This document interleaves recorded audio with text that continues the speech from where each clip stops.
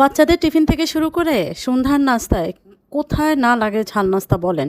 কোনো গেস্ট আসলেও তো লাগে। তো সেটা যদি সিম্পল রেসিপিতে অসাধারণ একটা রান্না হয় বা একটা স্ন্যাকস আইটেম হয় তাহলে কেমন হবে বলেন? এত মজার একটা রেসিপি হতে চলছে। সবাইকে স্বাগতম আমার 3 মিনিটস কুকিংয়ে। তো চলুন প্রথমে আমি এখানে 2.5 কাপ ময়দা নিয়েছি আর হচ্ছে 1.5 কাপ চালের গুঁড়া নিয়েছি। চেলে নিয়েছি সবকিছু। আর হচ্ছে লবণ দিয়ে দিচ্ছি আমি 1 চা চামচ। আপনারা চাইলে পরিমাণ মতো সেঁকে আবার দিবেন। তা আমি রুম টেম্পারেচারে থাকা পানি দিয়ে এই ডোটাকে আমি হচ্ছে একদম, একদম পাতলা না বাট সামান্য একটু ঘন রেখে আমি একটা ব্যাটার তৈরি করে নিব। একদমই রুম টেম্পারেচার পানি থাকবে। আর হচ্ছে আপনার এই ব্যাটারটা তৈরি করতে একটু সাবধানে তৈরি করতে হবে যেন দলা পাকায়া না যায়। তো পানিটা ওভাবে ইউজ করতে হবে। দেখেন আমারটা কতটা পাতলা। এই যে আমি চামচের সাহায্যে দেখাচ্ছি। একদম আঙ্গুল দিয়ে ধরলে যেন এমনটা হয়। আর আমি আঙ্গুলটা চুবিয়েও দেখাচ্ছি, এরকম হবে। এরকম হলে রুটিগুলো পাতলা হলে হয় কি আপনার রোলটাও খেতে মজা লাগে। মোটা হলে একদম মুখে আটা, আটা লাগে এজন্য। তো আমি পুরের জন্য শুধুমাত্র ২ টা সবজি দিয়ে একটা পুর তৈরি করব। সেটা হচ্ছে আমি এখানে পেঁয়াজ কুচি দিয়ে দিয়েছি ১.৫ কাপ। এখানে পেঁয়াজটা একটু বেশি দিলে মজা লাগে আমার। তো আমি তেল দিয়ে দিয়েছি 1/2 কাপ। আর হচ্ছে আমি তেলটা একটু কম ইউজ করব যেহেতু আমি রোলটা তেলে ভাজবো। তো গাজর কুচি দিয়ে দিলাম। পেঁয়াজ কুচি একটু ভেজে নিয়ে গাজর কুচিটাও দিয়ে দিব। গাজরটা যেহেতু একটু শক্ত থাকে আগে দিয়ে দিলাম আমি। তো সব কিছু স্টেপ বাই স্টেপ দেখতে থাকুন কীভাবে আমি কী দিচ্ছি। এটা আসলেই সহজ, যারা রোল মনে করে অনেক কঠিন একটা জিনিস তাদের জন্য। তো আমি এখানে রসুন পাউডার দিয়ে দিলাম হচ্ছে আপনার 1 চা চামচ পরিমাণ। আর হলুদ গুঁড়ো 1 চা চামচ পরিমাণ, মরিচ গুঁড়ো 1/2 চা চামচ পরিমাণ। তো এইটুকু মশলা, আর বেশি মশলা যাবে না যেহেতু এটা সবজি রোল হতে যাচ্ছে। আর সবজি রোল মানে অনেকগুলো সবজি দিতে হবে এমন কোনো কথা নেই। ঘরে থাকা সবজি দিয়েও দেওয়া যায়, কোনো সমস্যা নেই। এখানে পেঁপে কুচিও দেওয়া যায়। তো আমি বাঁধাকপিগুলো হচ্ছে আমি ছোট সাইজের একটা পুরো বাঁধাকপি দিয়ে দিব। তো এখানে আমি প্রথমে একটু দিয়ে নেড়ে চেড়ে, আর আমার যেহেতু পাতিলটা ছোট আমি 2টা স্টেপে দিব। তো এটা একটু যখন কমে আসবে তখন বাকিগুলোও আমি দিয়ে দিব। তো সবজির কথা যেটা বলতেছিলাম, এখানে বরবটিও দেওয়া যায়, আলু কুচি দেওয়া যায়, তারপরে হচ্ছে আপনার পেঁপে কুচি দেওয়া যায়। সবজি তো অভাব নেই, অনেক রকমের সবজি দেওয়া যায়। তো এভাবে দিয়ে আমি ভালো করে মিক্সড করে, আর বাঁধাকপি এমন একটা সবজি এটা একটু আধা ভাজা হলেও খাওয়া যায় এবং কাঁচা তো খাওয়াই যায়, এটা সবাই জানে। তো মোটামুটি যখন গাজরটাও কাঁচা খাওয়া যায়, তো এই জন্য মোটামুটি বেশ প্রায় 70% ভাজা হয়ে গেলেই এরপরে আর ভাজার দরকার হয় না, যেহেতু ফ্রিজে রাখবো অনেক দিন। তো লবণ দিয়ে দিলাম আমি স্বাদ মতো। সবজিতে লবণটা একটু দেখে শুনে দিতে হয়, বেশি হয়ে গেলে কিন্তু আর পুরো টেস্টটাই নষ্ট হয়ে যাবে। সবজির একমাত্র লবণ আর কমানোর কোনো ওয়ে থাকে না। ঝোলওয়ালা যে কোনো তরকারির আপনি লবণটা কমাতে পারবেন, কিন্তু ভাজি বা সবজির আইটেমগুলোতে লবণ বেশি হয়ে গেলে আর কমানোর কোনো ওয়ে থাকে না। তো সেই হিসাবে সাবধানে দিতে হবে।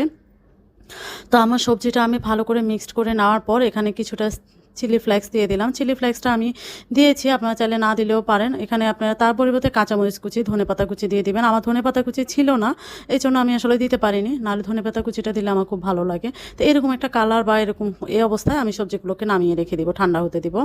তো আমি পাতলা একটা হচ্ছে ননস্টিক তাওয়া নিয়ে নিয়েছি, ওখানে আমি টিস্যুর সাহায্যে একটু তেল ব্রাশ করে নিলাম। তা আমি ডোটাকে আবারও একটু মানে মিক্সড করে নিয়েছি, তারপরে আমি তাওয়ায় দিয়ে দিলাম। এরকম ঘুরিয়ে ঘুরিয়ে আপনারা তাওয়ায় দিবেন।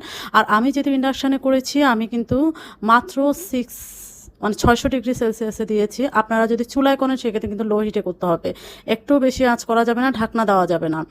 এরকম করে দিয়ে দেখবেন আমার এটা কীভাবে হয়ে গেছে। আমি কিন্তু স্কিপ করে নিয়ে অটোমেটিক্যালি এটা হয়ে গেছে। ডোটা দেখেন কাঁচা থেকে একদম সুন্দর হয়ে গেছে। তো এইভাবে আপনারা হচ্ছে প্রত্যেকটা রুটি করে নেবেন। এটা চুলায় করলে, আমি বারবার বলছি, চুলায় করলে কিন্তু লো আঁচে করতে হবে, এটা খেয়াল রাখতে হবে। আর ননস্টিক তাওয়ায় সবসময় এই রুটিগুলো করার চেষ্টা করবেন। আর সেকেন্ড কথা হচ্ছে ঢাকনা দেওয়া যাবে না, এটা হচ্ছে কথা। ঢাকনা দিলে এটা পানি বের হয়ে অনেক সময় লেগে লেগে থাকে, উঠে আসতে চায় না, এটা হচ্ছে কথা। তো আমার রুটি আমি এভাবে করে সবগুলো রুটি আমি প্রথমে তৈরি করে ঠান্ডা করে নেব। আর রুটিগুলো খেয়াল রাখবেন যেন ছড়ায়া ছিটায় রাখবেন, যাতে একটার সাথে একটা লাগানো না থাকে। তা আমি কিছুটা ডো থেকে একটু ডো তুলে নিয়েছি, ওখানে আরেকটু ময়দা দিয়ে আমি ছোট একটা কাপে ঘন করে নিয়েছি। তো ঘন করে নেওয়ার পর দেখেন আমার হচ্ছে সবগুলো রুটি আমি এভাবে করে নিয়ে, তারপরে দেখেন আমার একটার সাথে একটা কিন্তু লাগেনি, আমি আলাদা আলাদা রেখেছিলাম এই জন্য।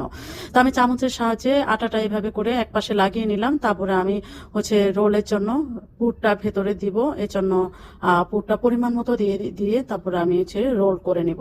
রোলটা কিভাবে করছি আপনারা খেয়াল করে দেখলে বুঝতে পারবেন। অনেকে বলে যে সবজি বের হয়ে যায়, বা অনেকে বলে তেল ঢুকে যায়, তেল যেন না ঢুকে সেইভাবে আপনার রোলটা রোল করতে হবে। তো এরকম আটা দিয়ে করলে হয় কি মানে চারপাশ থেকে লেগে লেগে আসে। তো আমার প্রত্যেকটা রোল আমি এভাবে করে তৈরি করে নিয়েছি। সাবধানে করতে হবে। আর আমার পাতলা ডো থেকে আমি 2 কাপের মতো ডো রেখে দিয়েছিলাম। ওই ডোতে আমি গড়াবো। আমি এখানে কোনো রকম ডিম ইউজ করব না। আমার ডিম দিলে কেন জানি একটু গন্ধ লাগে। এজন্য আমি অনেকদিন রাখবো, তো এজন্য হচ্ছে আমি ব্যাটারটায় ডুবিয়ে তারপর আমি ব্রেড ক্রাম্ব অথবা বিস্কিটের গুঁড়ায় অথবা পাউরুটির গুঁড়ায় আপনারা এভাবে করে গড়িয়ে নিয়ে তারপর আপনারা হচ্ছে প্রায় 15 থেকে 20 দিন ফ্রিজে রেখে সংরক্ষণ করতে পারবেন। এটা কোনো ব্যাপার না। আমি হচ্ছে তেল ছাড়া যখন খাই তখন আমি এয়ার ফ্রায়ারে করি, আর তেল দিয়ে যখন করি তখন ডুবো তেলে ভাজি। তাই দেখেন আমার এটা রেডি হয়ে গেছে। বিস্কিটের গুঁড়া আমি ব্রেড ক্রামে গড়িয়ে নিয়েছি। আপনার চাইলে বিস্কিটের গুঁড়ায় গড়িয়ে নেবেন, কোনো সমস্যা নাই। যে কোনো হচ্ছে টোস্ট বিস্কিটটা, সাদা টোস্ট বিস্কিট, সুইট না, নন সুইট যেটা। তো আমি ফ্রিজে রাখবো দেখে দেখেন আমি কিভাবে বক্সে বক্সে সংরক্ষণ করছি, আর যেটা ভাজবো সেটা আমি প্লেটে রেখে দিয়েছি। তা আমি ডুবো তেলেও ভেজে দেখাচ্ছি যে রোলগুলো কতটা সুন্দর কালার হয়েছে, মানে অবিশ্বাস্য করে, এবং খেতেও অসাধারণ হয়েছে। এভাবে বানালে আমার মনে হয় এটা মানে মাংসের ভিতরে পুরটাকে মাংস দিয়ে করা না সবজি দিয়ে বাচ্চারা খেয়েও বুঝবে না, বাচ্চারাও খুব মজা করে খাবে। ও আরেকটা টেকনিক হচ্ছে এভাবে ভেজে বাচ্চাদের সবজি খাওয়ানোর একটা নিনজা টেকনিক, বিকজ বাচ্চারা তো সবজি খেতে চায় না। তো এভাবে আপনার টিফিনেও বাচ্চাদের দিতে পারেন, আর সন্ধ্যার নাস্তায়ও দেওয়া যায়, কোনো গেস্ট আসলেও দেওয়া যায়। খুব সহজ রেসিপি, যেহেতু বানিয়ে অনেকদিন সংরক্ষণও করা যায়। ইচ্ছে সুবিধা আর কি হতে পারে বলেন। কালারটা দেখেন শুধু, আর কিছু বলবো না, কালারটা এত সুন্দর এসছে। তো এভাবে বানিয়ে সহজ সমাধানে সবসময় রেসিপি তৈরি করবেন। আর 3 মিনিটস কুকিং মানে তো আপনারা জানেন আমি সহজ করে সবসময় রেসিপিগুলো তৈরি করে থাকি। তো আমার পুরো ভিডিওটা আপনারা দেখবেন, দেখে অবশ্যই একটা সুন্দর গঠনমূলক কমেন্ট করবেন। দেখেন কালারটা দেখেন কি সুন্দর সবজি কালার এসছে। সবাই ভালো থাকবেন, আমার চ্যানেলটাকে সাবস্ক্রাইব করে নেবেন। ভালো থাকবেন, আল্লাহ হাফেজ।